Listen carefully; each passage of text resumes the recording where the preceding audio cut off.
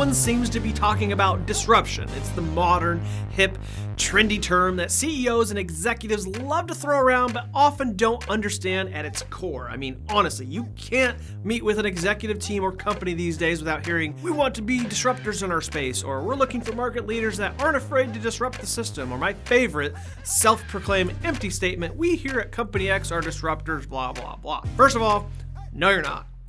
One meeting talking about disruption doesn't make you and or your company disruptors. Second, I don't think that means what you think it means. Sorry, I'm a little bit passionate about this topic apparently.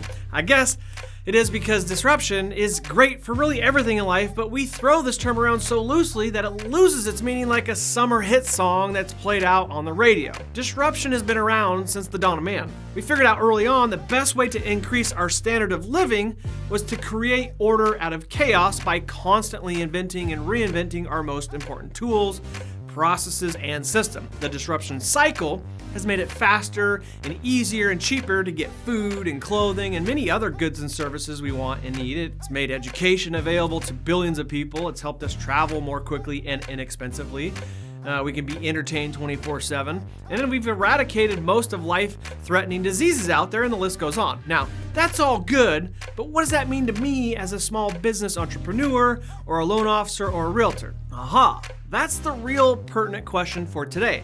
Not disruption on a grand corporate or industry scale, but disruption on a me scale, meaning my business at a local level. And I guess we can hit this at like a branch level as well. I would say first and foremost this: build a culture inside your individual teams or branch level where the cycle of disruption is the norm. What does that mean? Well, simply this: challenging the way things have always been done needs to be the norm for everyone on the team, not just the leader. Everyone needs to feel safe and comfortable to look at the processes and procedures and say, I wonder if our consumer experience would be better if we did this. Or I wonder if we would be more efficient if we tried this instead of this. Or I wonder if we would sell a house faster or close a loan quicker if we tried this. The culture must exist before disruption at a me or team or branch level can thrive. I hope that makes sense. See, everyone has a role to play in this because we often sit back and we wait for the company or the CEO to make it rain with awesome disruptive ideas. Meanwhile, many of the best ideas are coming from the street level. See, it takes everyone to pull off an Amazon type culture where obvious disruption lives and thrives. It takes a CEO and it takes executive leaders that welcome disruption, and it also takes awesome creative associates that challenge the status quo every day. That's the second big piece of this, the frequency at how many times you look to disrupt. This isn't a one-time deal. Just because you found a faster way to close a loan or sell a home doesn't mean you won't find an even better way in a week or two. I mean, if that were the case, we would have never found the spork.